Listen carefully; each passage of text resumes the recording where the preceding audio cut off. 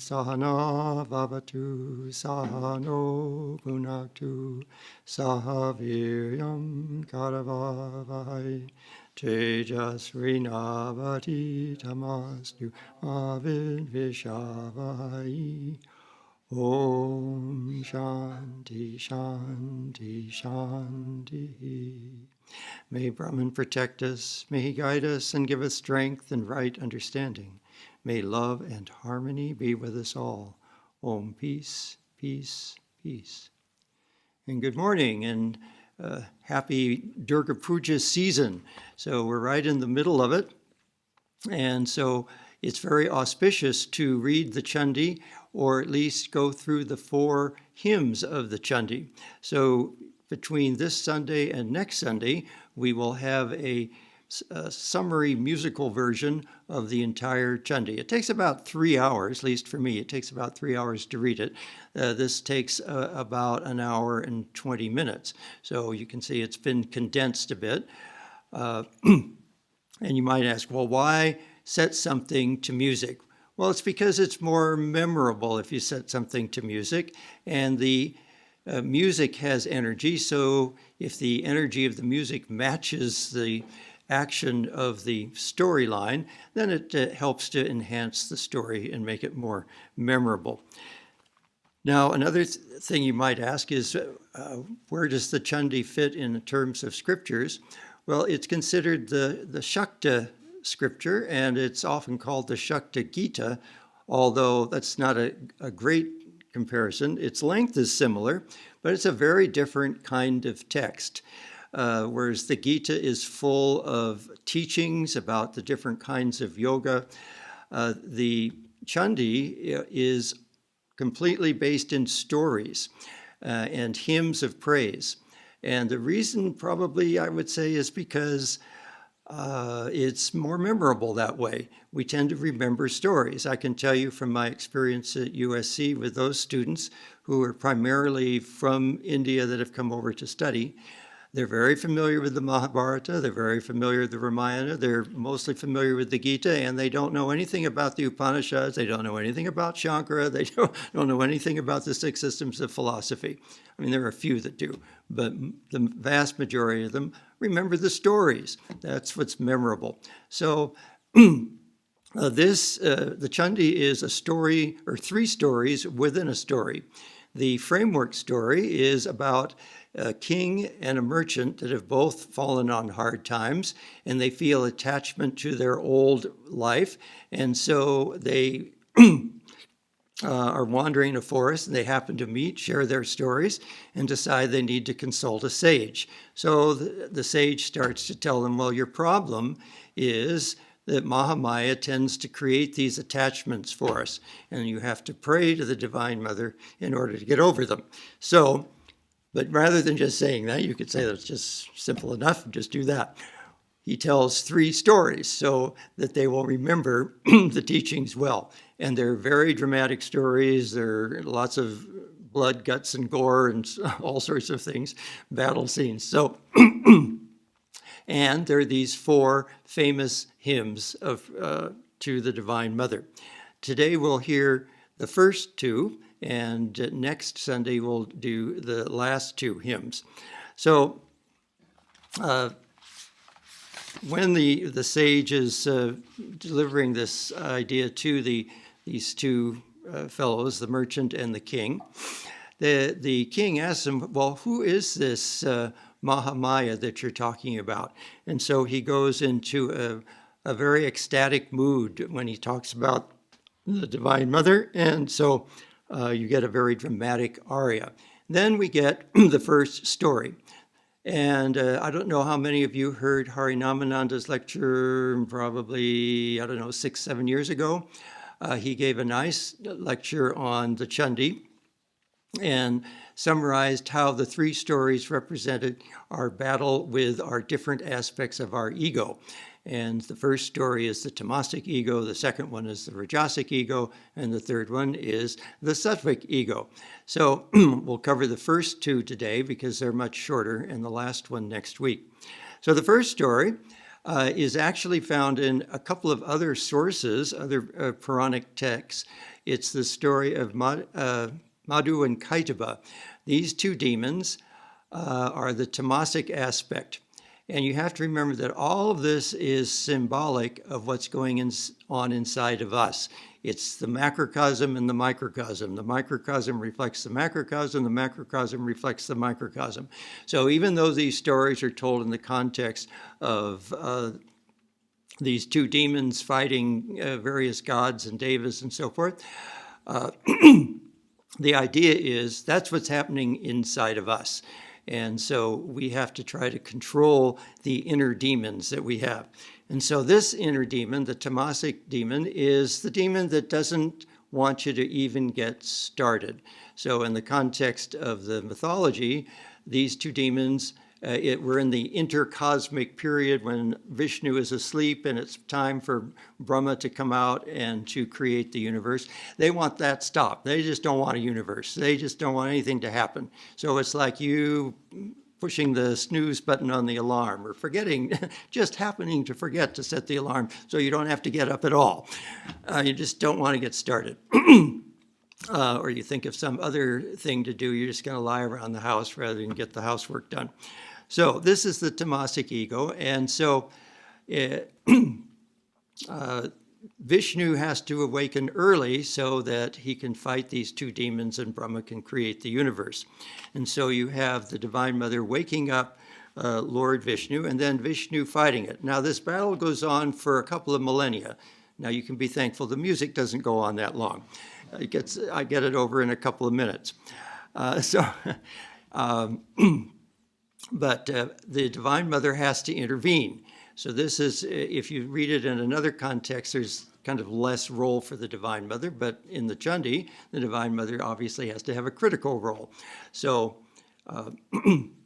she has to delude these two demons with the pride of power. So rather, in addition to talking about our problems with our tamasic ego, it's also going to give us the moral that pride cometh before a fall. And that's what happens to these two demons. All right, so then the next story is probably the most famous. It's where the Divine Mother has to kill the buffalo demon, Mahisasura. And that's what you see in probably, 80-90% of the iconographical images of Durga. She's mounted on her lion or standing next to the lion and slaying the buffalo demon. So the buffalo demon is our Rajasic demon. It's the one that just wants to be active for the sake of activity. If we put this in the context of, say, rulers of the world, this would be like the Genghis Khans that just want to go out and conquer just because they want to conquer. They like being in battles and they want to feel like they own everything. So just ruthless killers, that kind of energy. As far as our inner Rajasic demon, it's the demon that keeps us busy with things that aren't as important as the things we're supposed to do. So we have some deadline that we're supposed to do, and instead of getting to it, we think of 3 or 4 other things that we really should probably do. And so I think I'll do those instead and get those out of the way. And so you just keep busy, busy, busy, and you don't actually get down to what you're supposed to do. So that's kind of one example of the Rajasic ego. It just likes to keep busy. So that's, at the end of that one, the Divine Mother gives them a promise that if ever they praise her with hymns, she will come to their aid. So, excuse me. So that's the first promise. And at the end of the third story, she repeats that promise. And that's why repeating the 4 hymns is considered very auspicious. All right, every once in a while, you'll see a picture of Holy Mother, Sri Sarada Devi, popping up. You might think that's a little odd in this context, but if you've ever read Swami Chaitanananda's book on Sri Sarada Devi, he has a whole chapter on how she manifested aspects, so many different aspects of the Divine Mother. So that's why her picture pops up. All right, so remember that this is a Shakta text and everything is put in terms of Shakti power. And remember that Sri Ramakrishna would always remind us that Shakti and Brahman are one. So it's like two sides of a coin. You can look at this universe from the side that everything is Brahman, or you can look at it from the side that everything is Shakti. And a Shakti text is going to take that particular standpoint. And so everything is wrapped in that particular context. Now, a couple of musical notes for those of you who are interested in music.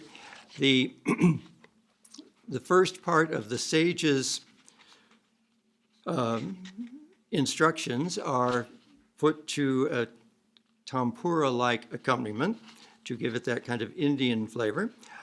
Then after that, the scene with Madhu and Kaitava is set almost like a musical comedy, because we have to remember this is the Divine Mother's play. And so it has a kind of a humorous attitude, and they come off as being kind of two buffoons that don't really know what they're doing. Then I forgot, Brahma's hymn. Brahma's hymn is interesting. I divided it into 4 sections, and of course, you know, Brahma has 4 faces. So one face of Brahman sings the first fourth, the second one sings the second fourth, the third one sings the third fourth, and so forth. And they each have their own tune, but then they sing it all together, and magically it all goes together in harmony. So that's called non-imitative polyphony for those music scholars out there. Let's see, what other interesting little things are there here in this one?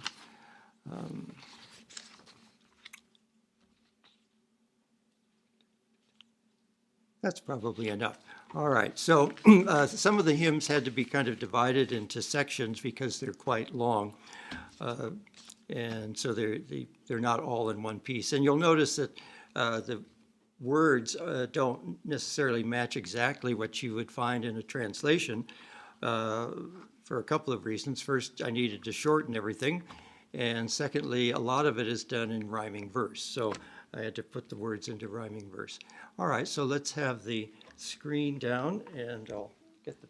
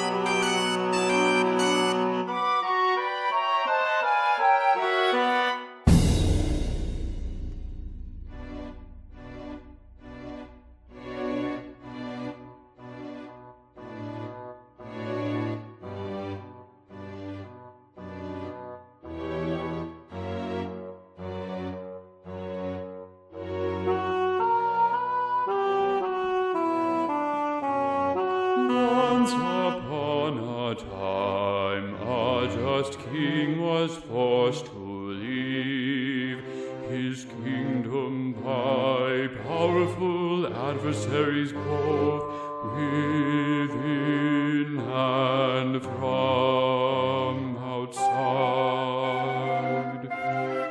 A merchant was likewise driven from his home by greedy family members.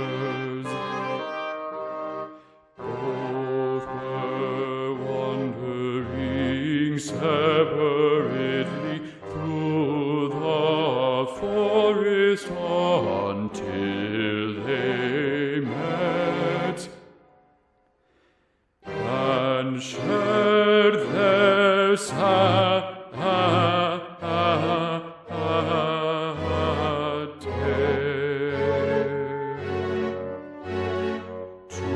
together they approached the sage, and asked him for advice.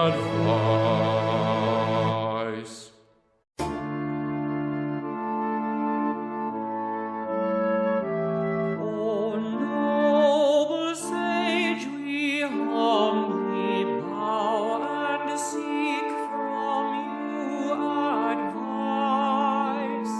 For I and this fair merchant have similar dilemmas. I remain possessive toward my kingdom that I have lost, as though I have forgotten that they're no longer mine. This fellow has been humiliated by his children and wife, and still he feels exceeding affection for each one of them. We are both distressed by our attachment to such things, even though we see their faults. Attachment still remain. How is it that we two fellows who should know much better can be deluded, even knowing its illusory nature? Creatures gather knowledge through their many sense perceptions. This is how they formulate their feelings and conceptions. In this way the animals and humans are the same. Simple observations serve to validate my claim. Humans, like the animals, for offspring do they yearn. Surely they expect to get some gratitude returned, but instead by Mahamaya's power they are caught, trapped by strong attachment like a rope tied in a knot. Mahamaya is the one who now deludes the world and causes Vishnu to be sleeping on the serpent curled. She, the blessed goddess Mahamaya, seizes minds with illusion, both the dumb and wise she easily binds. She creates this universe, the moving and unmoving, and liberation she bestows, our ignorance removing, while causing us to cling to this impermanent creation. Also she's the highest knowledge, giving liberation.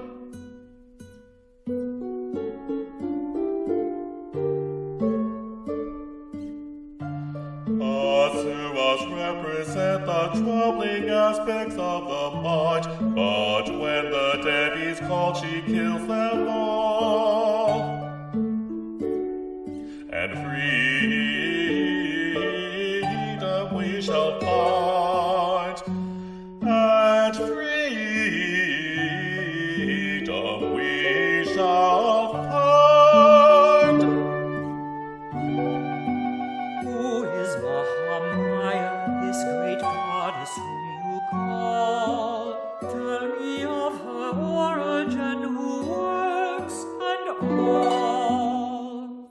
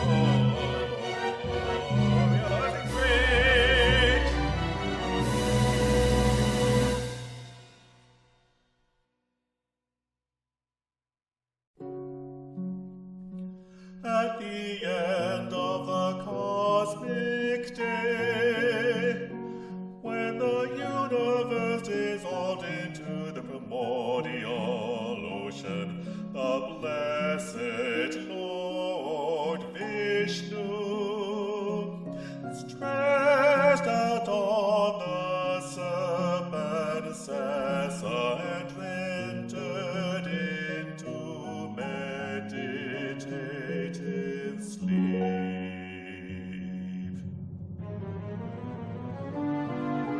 Then two fearsome demons, Madhu and Kaitaba, issued forth from the waxen Vishnu's ear, just like destructive thoughts come into our minds.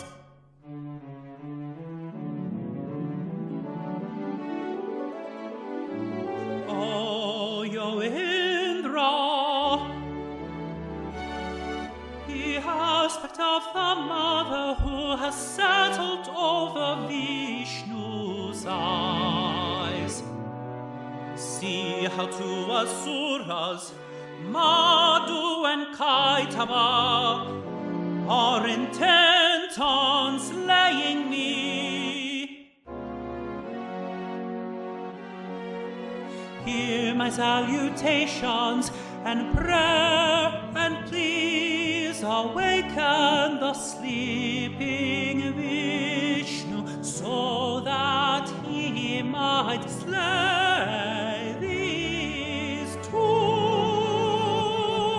asuras.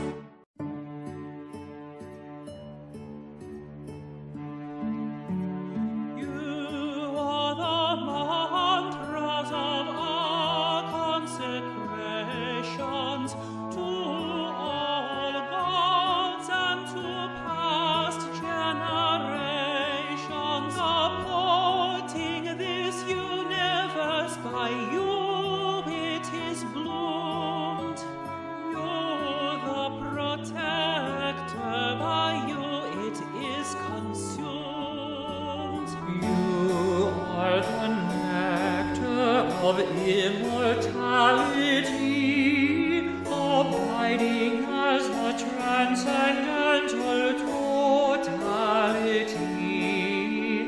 You, the creative force at the world's birth, sustaining, destroying all part of your mirth. You're the great knowledge and also illusion. You're the great memory and great delusion. Whether true or untrue, whatever may be, you are the power of all that we see. Having extolled you, may Vishnu awaken, defeat these asuras, and not be forsaken. Vashu and Kaitaba, may you confound with all your powers that are sure to astound. You are the mantras of immortality, abiding as the transcendental totality, supporting this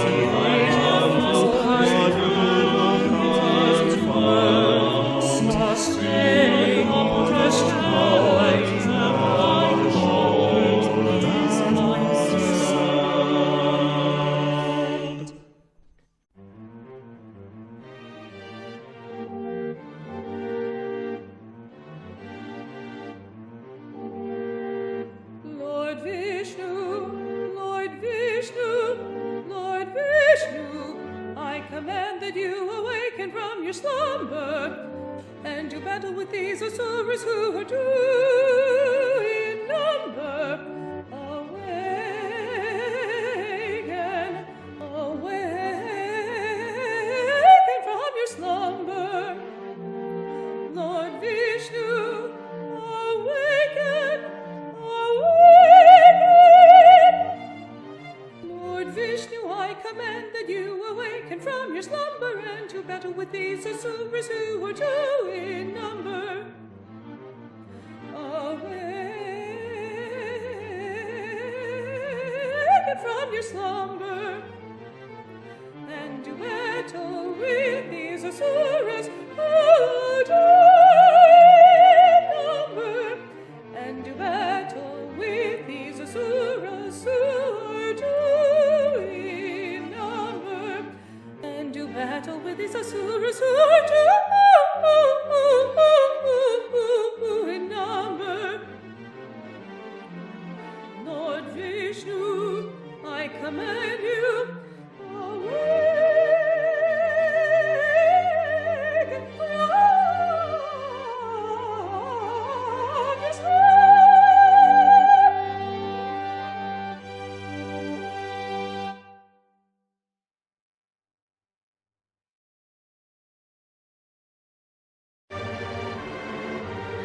To save Lord Brahma, Lord Vishnu awoke, but fighting these two demons was not done with one big stroke. Millennia passed and neither side had won, so Mahamaya came around so she could have some fun. So she confounded the pair with pride of power, and now you'll see just how this trick will cause the two to glower. Their countenances turn quite dour. From arrogance and pride, the two will soon be forced to cower.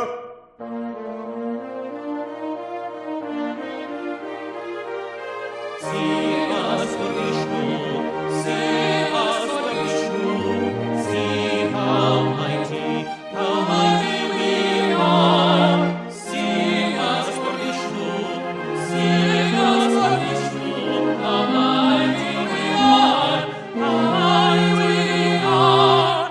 As will be done with soon, as you alone, as we are stronger, we're stronger by far. You're not even on our part, so we'll grant you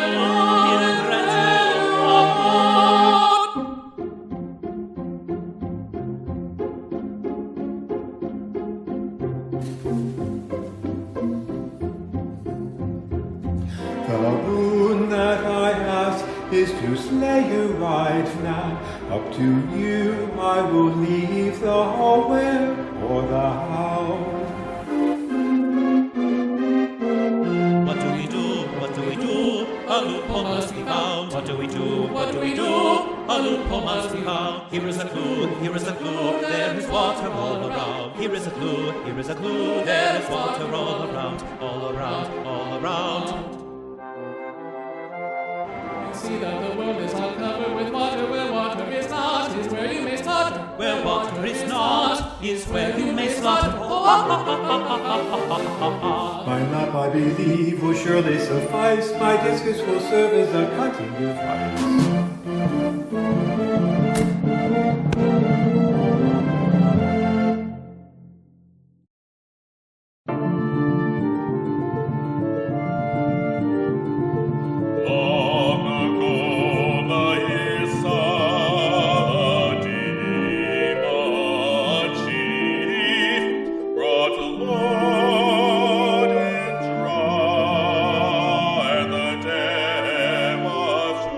Grief.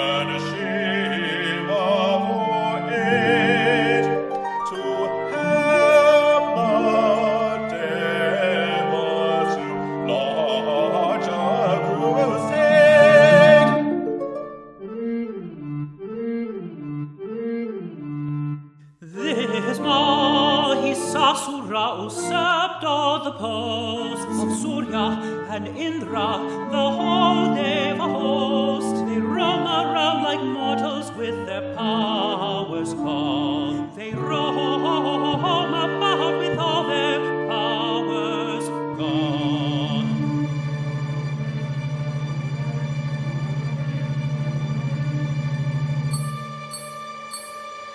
Brahma and Shiva follow my example.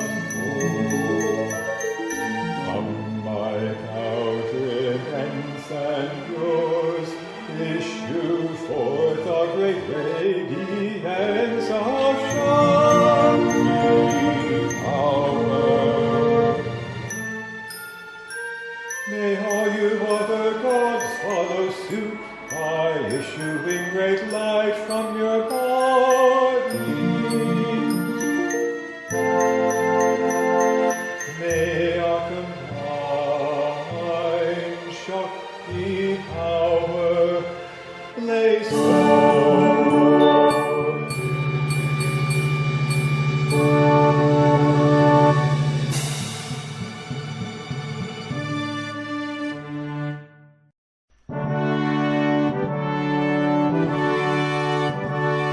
Rejoice, rejoice, rejoice.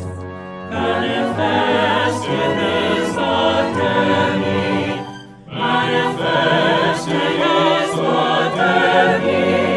O Devi, please receive us our weapons and our ornaments. A triumph from Lord Shiva, the power over Buddhas. A discus from Lord Vishnu, the power over time. A conscience from Varuna, to get rid of ignorance, and awakening awareness of divinity within. God, He gives to you the spirit of penetrating insight, and fire gives a bow and arrow to help you in your fight. Ornaments and weapons be not honorably. Victory to the lion mountain, glorious steady. Victory to the lion mountain, glorious steady.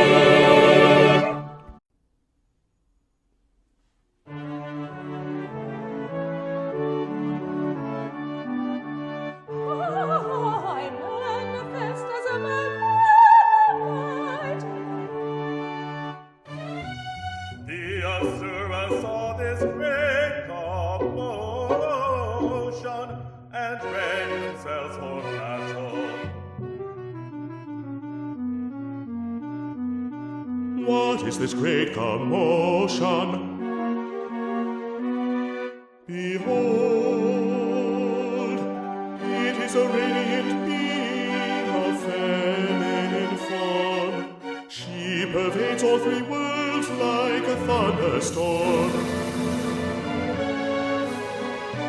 She bends the earth under her feet, and with her crown the sky she greets, and with her crown the sky she greets. When her bowstring resonates, the nether regions agitate. Everywhere she penetrates, as thousands of arms gesticulate. Demon legions all get ready for doing battle with this Devi.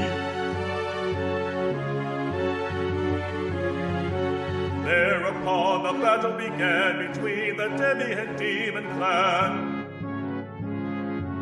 Countless Asuras with chariots many, generals, elephants, horses aplenty. Each of them battled the Devi with weapons, trying to beat her and teach her a lesson. But the great Devi showed all sorts of weapons. When their armor was pierced, they were sent straight to heaven. All the great generals lay stricken and dead. So Devas rejoice as the warriors all fled. So Devas rejoice as the warriors all fled.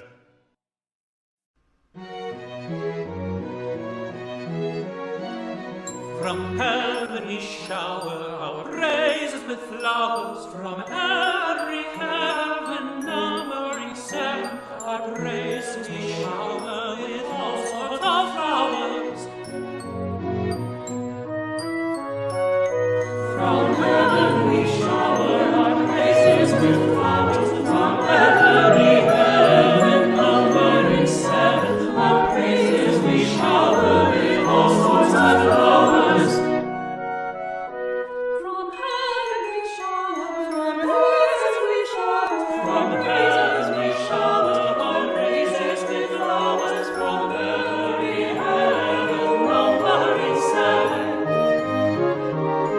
From heaven we shower our praises with flowers. From every heaven, numbering 7. From heaven we shower our praises with flowers. From every heaven, numbering 7, our praises we shower with all sorts of flowers. From heaven we shower our praises with flowers. From every heaven, numbering 7, our praises we shower with all sorts of flowers.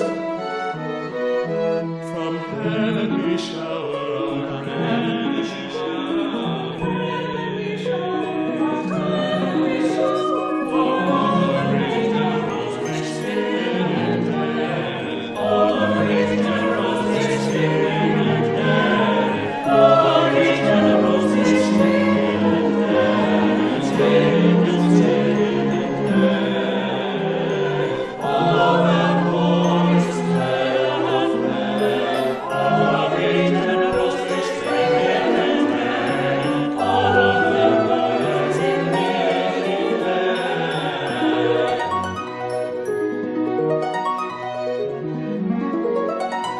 From heaven we shower our praises with flowers. From every heaven, numbering 7, our praises we shower with all sorts of flowers. Elephants, chariots glitter the field, and yet Mahishasura still would not yield.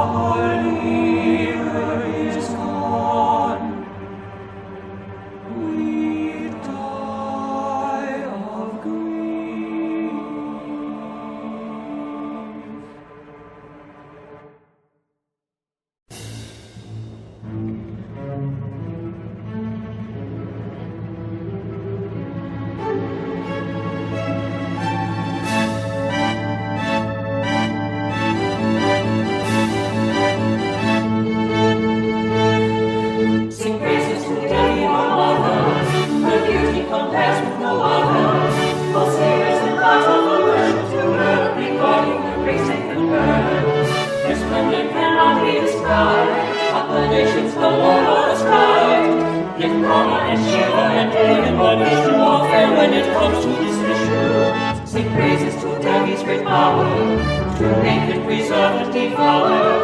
Destroyer of evil and nature protects us, your prowess is truly momentous. The sound as your essence to me. The scriptures are some with great meaning, intent on conferring the sense of believers and all the awesome scheme. We offer to you our oblations, in gracious to all of creation. We song on the sorcerer's power defeated, his body that quickly retreated.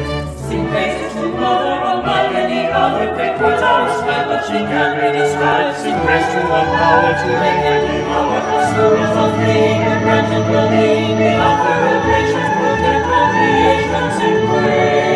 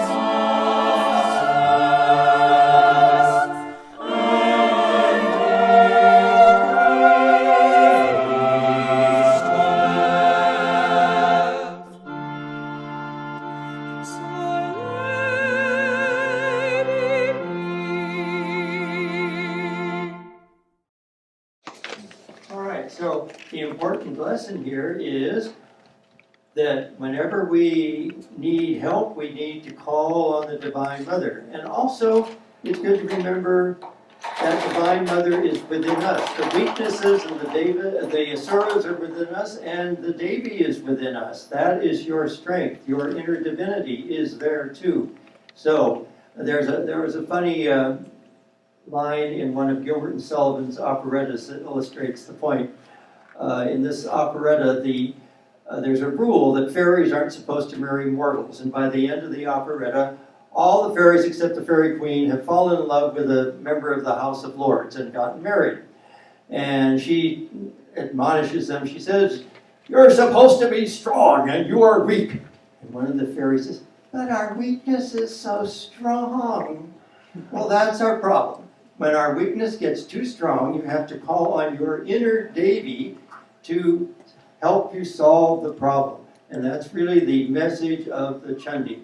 So that concludes the first two stories. The last story deals with the sattvic ego, and it's much longer than the other two. It's again about another 40 minutes long. But she has to go through several battles. The most dramatic is probably the one with Raktapija. Raktapija has gotten a boon that any time a drop of his blood hits the earth, another demon of equal strength and might rises forth. So it's an absolutely terrifying scene. And then at the end, she finally defeats all of these various series of demons and so forth. So don't need to announce who's going to be here next week because it's me. I'll be here next week with the second half of the Chandi. So I'll close with the chant.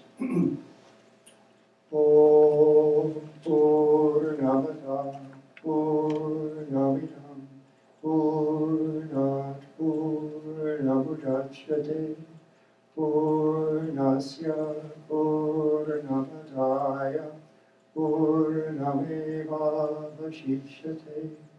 Om Shanti Shanti Shanti. Filled with Brahman are the things we see. Filled with Brahman are the things we see not. About of Brahman floweth all that is. From Brahman all, yet is it still the same. Om peace, peace, peace. Oh, another reminder. This Tuesday from, I think it's 5:30 to 6, something. Maybe I forget the exact time for the Sandhi Puja. Sandhi Puja, Sandhi is the conjunction, not the day Sandhi. It's a conjunction between 2 days, and it celebrates the defeat that we just saw, the defeat of Mahisasura. And so that 48-minute period is celebrating that, and so it's a very auspicious time to chant your Jai Shri Durgas. We do it together in the temple in Hollywood. You can probably join us online, or you can do it individually at home. So thank you very much. Is that in the morning? No, it's in the evening. Yeah, it's just around Vesper time. I think it's 5:30 to 6:18 or something like that. I can't remember exactly, or maybe it's 5:40 to 6:30. Yeah, something like that. All right, thank you very much.